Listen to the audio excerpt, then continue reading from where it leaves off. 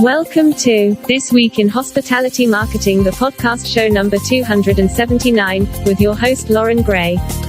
Hello, everyone, and welcome to Hospitality Marketing, the podcast. I am your host, Lauren Gray, and this is episode number 279. So each week we spend around 20 to 30 minutes sharing the most interesting tools, news, and techniques being used in marketing for the hospitality industry. We also do a quick recap of our weekly live video show, This Week in Hospitality Marketing, which also airs every Friday at 11:30 a.m. Eastern U.S. time. So with that, let's get started. And now, today's new resource tool.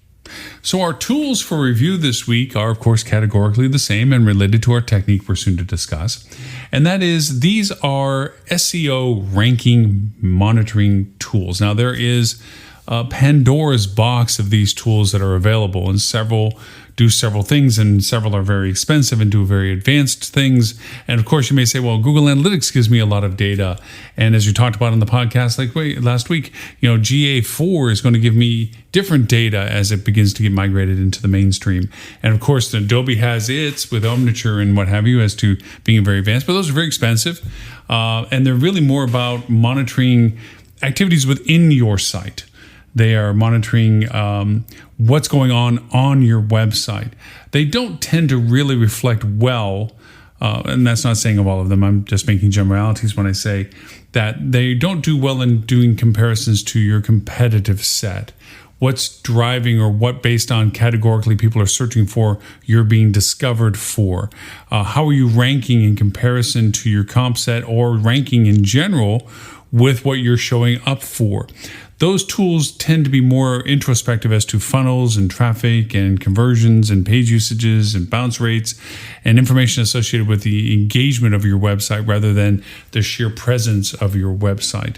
And so the tools that I would like to refer to today are three of them, actually. Three that I all use in different varieties. One is serpstat.com, serpstat.com, which is search engine results pages stat.com. The other is accuranker.com, ACCU ranker, ranker.com. And the third is seranking.com. Now, all are very similar and pretty much in competition with each other in different categories and so forth. Each have also a certain uniqueness to their tools and functionalities that makes them a benefit to use. All of these are paid-for services. So please don't think by just jumping on these that you're going to be, I can do this. They offer some free components to it and so forth, some discoverabilities and some research tools and so forth. But really, they're meant to be paid for to be used.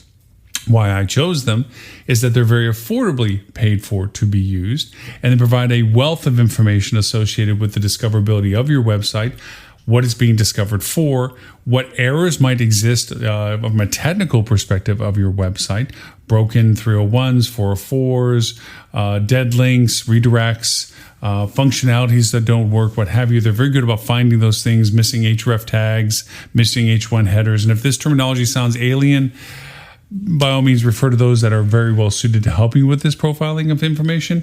But these are all relevant aspects of what your site needs to perform well with. It's like a tune-up to a car, making sure that all the things are working the way they were designed, and also to make sure that everything that's available that is designed is being used and optimized.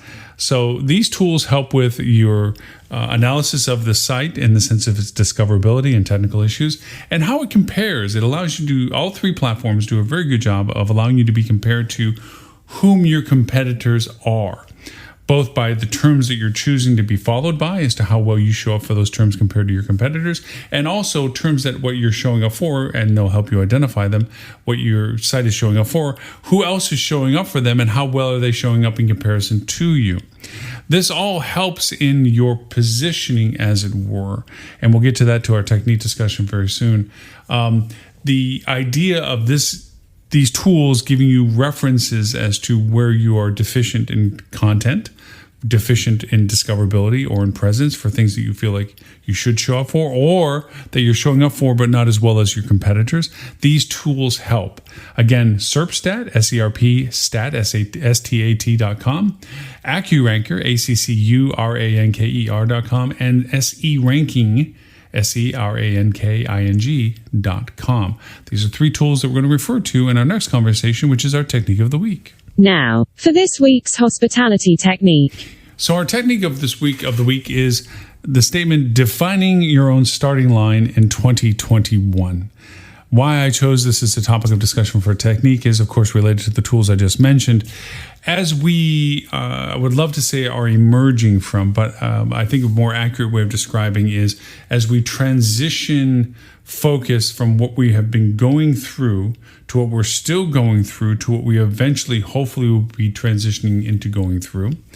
Some differences of things that are going on. A kind of, for those who battened down the hatches for survivability and really didn't dedicate or invest in, because maybe they financially couldn't, their presence for selling themselves. Maybe they even shut down completely so they weren't selling themselves. And as you knock the rust off and oil the hinges and begin to dust things off and turn on the lights and clean the windows and what have you, as you evaluate what is still there from what you left it as, your presence on and market, your presence online, what the engagement and interest has been from where and for what, as you begin to reevaluate analytics. Even though your site may have said we're closed, people were still going to it until they found out that you were closed. If you remained open, the survivability of what you were for in market as presence and who was engaging with you and who you were able to glean for business, all that data is having to get redefined and reevaluated. Now, we've used and talked about many tools to evaluate your market presence, what your competitors are doing, how you can determine what they're doing from search and discoverability tools like SpyFu and so forth. The focus I'd like to bring on to defining your own starting line in 2021 is as we begin to put dates to efforts, where we actually see a light in the tunnel that says it's not a train, it's a way out. We will begin to see an emergence in different markets, and we know, and we've discussed this many times both on the live show and in the podcast, and you see in countless articles, that this isn't going to be an all-at-once thing for everybody. Regionalities, demographies, financial capabilities are all kind of come into play as to who emerges at what level, for what reason, at what time. But with the segments and channels that we've defined in our history, Smurf business and what have you, all are going to emerge in different ways. Corporate travel emerging in different ways in different timetables. Group travel emerging different ways, different timetable. And regionally, different ways, different time. We've also had a seismic shift in our society and population densities and extrusions from large urban areas into suburban areas, cross-country displacements of people realigning and redefining their location where they would like to work from. Different means of business are now considered norm and acceptable. And how does that impact channels? All of this has to be put on the table in a figurative way as to how do these pieces come together to paint a picture of a puzzle. And from that, these tools, SERPstat, AccuRanker, and SE Ranking, are ways to begin to help redefine whom you are working against and with. Your online market competitive set has changed. There have been some that haven't survived. There are some that are doing and thriving better than what they had did going into this. There's some that have dominated the market space that you may have relinquished. There's some that may have lost market space that you can gain. All of these are aspects to what you have to begin to decide as a strategic plan. And when I say starting line, I use it from the race reference. In a race, and it is a common denominator that you can lead the race, the whole race through, and still lose the race by not being in front at the very end, which is the cosmic decision of Zermatt. You can be everywhere and be everything to everyone and be in the forefront of all discussions, but when it comes time to make the decision of purchase, if you're not the one that they purchased from, you lost the race. So in this process of discovering who's in the battlefield with you, who is still in market, who are you emerging to or with or competing with, and new, and again, dynamics have changed, venues have changed, opportunity has changed, segments have changed, everything has changed. As you begin to piece the pieces of the puzzle together to form a picture, you need to find reasonable new data, not historic data of what it used to be. That's relevant, but not as relevant as it is to discover the new data that you have. Apply it with the old data. on implied value of what you think the new futures will be. And we've had tools and discussions like Giro about in previous podcasts about this, the platform Giro, to help you with this process of simulation scenario studying and creation of funnels and connections and traffic and so forth. We've had that discussion. These tools, SERPstat, AccuRanking, and Nestle Ranking, help you begin to get a lay of the land again. It's like getting to rediscover a map, surveying the field and seeing what has changed in the terrain of your market. And they help you see who your competitors are, your game players, and so forth. So when I say defining your own starting line, you now begin to quantify in your own market, your own destination, your own segmentation, your own channels, a certain granularity to who to expect or pursue to bring back to business, and what your market is going to begin to shape into with definitive dates. What happens based on things that weather may be a concern. Here in Florida, I'm not worried about snow yet. Gosh knows it's still 2020. It can still happen. But someone up north, all of a sudden, the weather impact is profound. Drive markets have changed because of the weather semantics associated with it. Distances and destinations have changed. Obviously, with our current COVID scenarios and the fact that vaccines are just now rolling out, how soon will that begin to have a positive impact within the community that you're in, within the people that are traveling to your community? Who are those people? And can you address them and target them and reach out to them and perhaps do business with them? And those require dates. Is it pre-Valentine's, post-Valentine's, pre-spring break, post-spring break, in spring break? Weather shift and changes? Is it post-winter, early spring? Is it early summer? You know, as we talk about the logistics of the vaccines rolling out and the percentage of population getting it, you know, how much resistance of people that say, I'm not going to take it, is going to impact the percentage necessary for people to have safe travel, again, because there's enough people that have taken the vaccine for that herd suppression, as they call it, coming into play. And does that delay it? Where instead of it being an April, May, early June, does it a June, July thing? And with your summer business, maybe yours is traditionally localized and not so much exterior transient to market. As in Florida, summer's not a big outside market to us. That may shift because people are just looking to get out. And when it finally bursts out, they're out to go to the places they wanted to go to, even if it means that it's going in a hot summer to Florida. It may be something that they're willing to do. Those are considerations. But those tools help begin to define the lay of the land. Who's in the space? What are they getting for it? Why are people going to it? What kind of traffic are they getting? How do you relate in comparison to them? What are you getting? Is it close to what you're wanting? Is what you're wanting? Where is it you need to fix things and oil the squeaky wheels and hinges? And what windows do you need to clean? Those tools help. And it helps you begin to define your starting lines in 2021 as to whom do you pursue, for what times of year, and what you're willing to offer them. And that is our technique of the week. Now, this week's hospitality news that you should know. So our news and show review, we had a guest host with us out of Israel, actually, out of Tel Aviv, and that was Evan Karazi. Evan has been in the hospitality space as a revenue manager. He was a graduate of Cornell, which piqued Robert Cole's interest as one of my other co-hosts. And he has decided to change what he was doing in hospitality and offer services back to hospitality. To see more of what he has, it's Evan Karazi, KHARRAZI.com. Evan is EVAN, obviously, so evankarazi.com. What he's offering is wellness. As we've had mentioned in our live shows these past few weeks, there is a very real and tangible mentality, depression, as it were, within our industry. Our industry has been severely devastated. We're not the only ones, but we have been one of the harder hit in this world because we're the ones that have been basically told we can't do business. We have been shut down. We've been told to close our doors. We have lost not single-digit percentages of our industry, but deep percentages. And depending upon the regionality and the type of business, 40, 50% of our businesses that are currently closed in comparison to everything that had been open prior. And a large portion of those are permanently closed, primarily restaurants.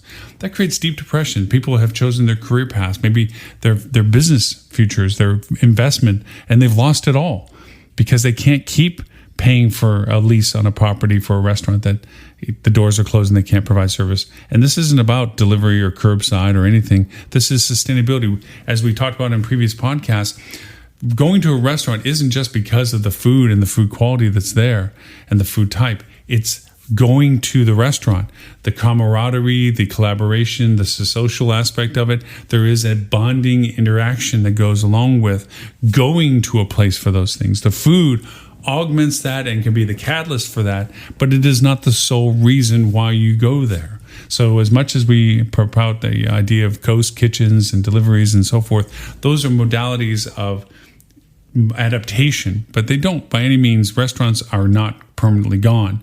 It's just right now we can't exercise that option given circumstances, so those that can't survive aren't. And so once we begin to emerge and have some safety in our travel abilities, then these restaurants will phoenix from what they were before, hopefully, and become more of what they were and better in lots of ways, with the diversification of course, delivery and so forth for the food types, but again, to allow the society of having a place to come together on. So, Evan talked about wellness. He is a professional dancer as well, which is what got him to Tel Aviv. But the whole mind, body, spirit, doing things that are wellness, mindfulness, centric to a person's well-being, that's what Evan has been bringing back to those that have been finding themselves under stress and duress, and given the circumstances that happened to our industry. And he's offering the service of wellness and mindfulness. And that was our guest host, Evan Kavraski, with evankrazy.com. And of course, his link and all show notes associated with it are in the podcast, so please don't worry about that. You can go to the link that we provide in the show notes and go to his website and find out more information from that as well. Also joining us on the live show was Edward St. Ange from Flip2, Dean Schmidt with Basecamp Metasearch Marketing, Adele Gutman from Aspire Reputation Marketing, Stuart Butler with Fuel Travel, Robert Cole with Rock Cheetah, and Melissa Kavanaugh also with Fuel Travel. And we had lots of fun conversations with Evan going through the process of what he does and the benefits of it and how he deals with and engages with people and gets their mindset into places, and the balance of work life and the things that are made the world stop right now and think about why we do what we do for what we do it for, and give us this chance to pause as a positive, let's say, out of all the negative that's going on with this, and evaluate purposes in our lives and the values that we find from it, and to get off the treadmill for a little while and think about why we do what we do. So great conversations with him on that. We also, of course, talked about the mind-bending Airbnb IPO and its value proposition far beyond. I mean, as Robert pointed out, add all the hotel brands together and it still doesn't match the brand value currently of the Airbnb IPO, or Airbnb, I should say. The IPO is already launched. And how does that look at it? And the mechanics of why it is what it is right now, and is it really worth that much money? Everyone says no, but everyone's looking for the positive. And is this the new order of hospitality? Is this a new thing of hospitality? We had some very lively discussions about that perspective, yay and nay, and really what hospitality has to do from this point forward. There's certain things that are core. There will always be the inn, the tavern, the bed and breakfast mentality of a place to stay when you go someplace that you don't live. But beyond that, it's open door. And I did, about the absolute fall down of brand, the no-show of what we used to consider the main stalwarts of brand identity, the Marriotts, Hiltons, IHGs that were stunned and shuttered their doors and left everybody on their own wiles. And then slowly, months after all of this was in deep debt and deep trough, started trying to offer trickle things, but they had gutted themselves so much of resources they could never scale what it is that we were trying to offer. And Robert went to great lengths to show some of the idiocies of a link that goes to COVID-19 only to go to some blank page from some government agency that offered no value as to what the rules, guidelines, or admonishments were for going to that particular hotel. But that was their banner ad offered by Marriott, which the hotel couldn't even change on its own brand site. And yes, I am picking on Marriott. And IHG and Hilton were not much better fared for that. So anyways, we had those fun conversations. We also then started getting into the world of what the real value of influencers were.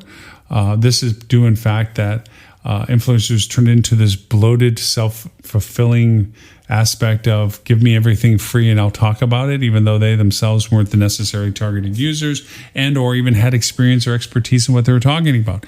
It was a biased pay-for perspective in lots of ways. And a lot of people did that simply because they didn't know better.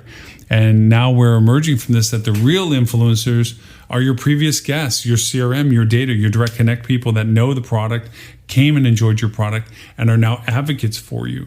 And those people are the real influencers to your business, not the ones that have bloated up a list of followers because of what they chime out with, and that you're just flavor of the day that basically sustains their existence of running around grafting out other people to show off to an audience that they seem to have compared to the audience you don't have.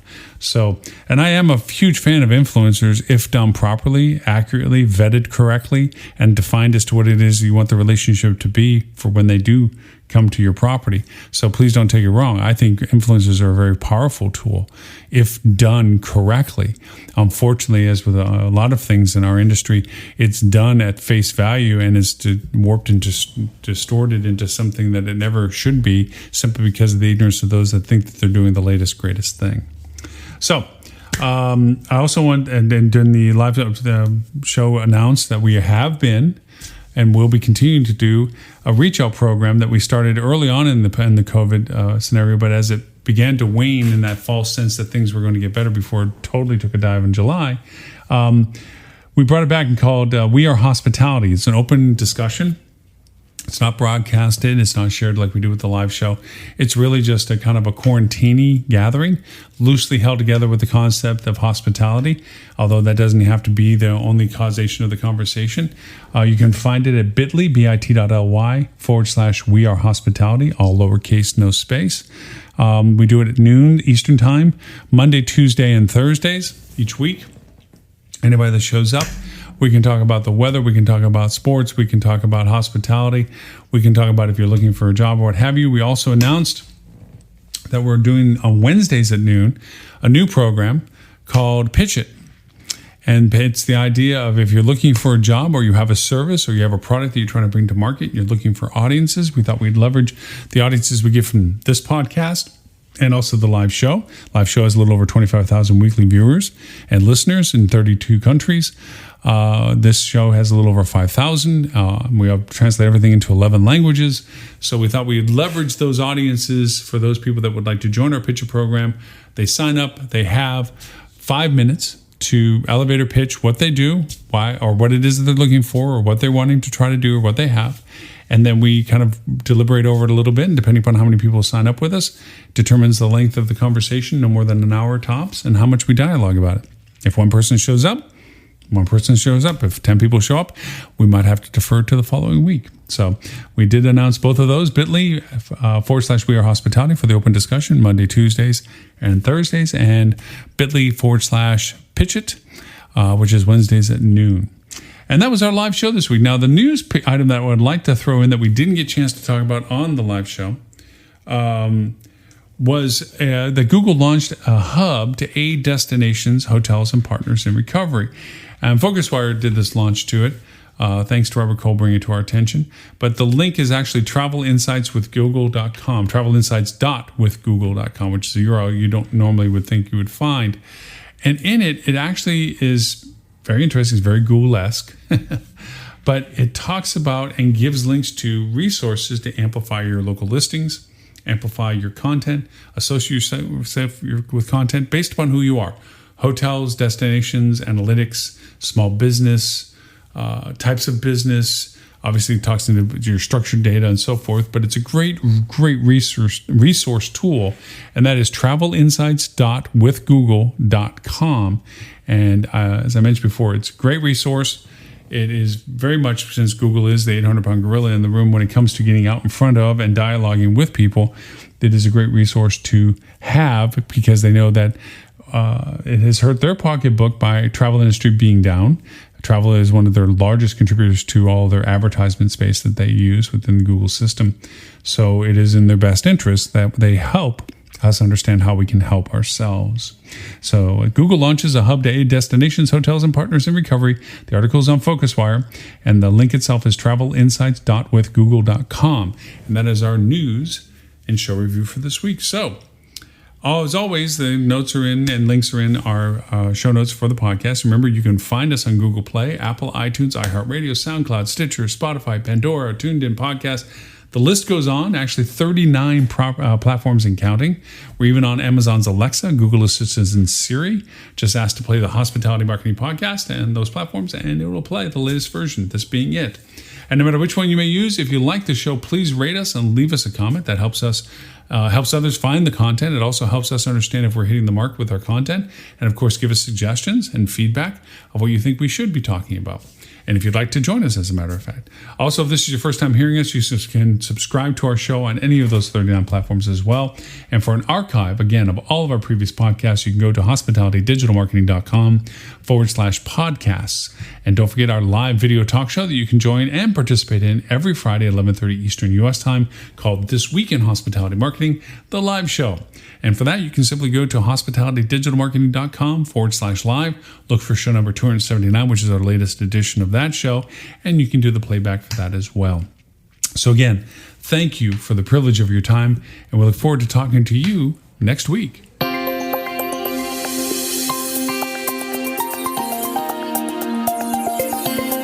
You have been listening to This Week in Hospitality Marketing, the podcast show 279, brought to you by Hospitality Digital Marketing and in support of the HSMAI, Hospitality Sales and Marketing Association International, all rights reserved, copyright 2020.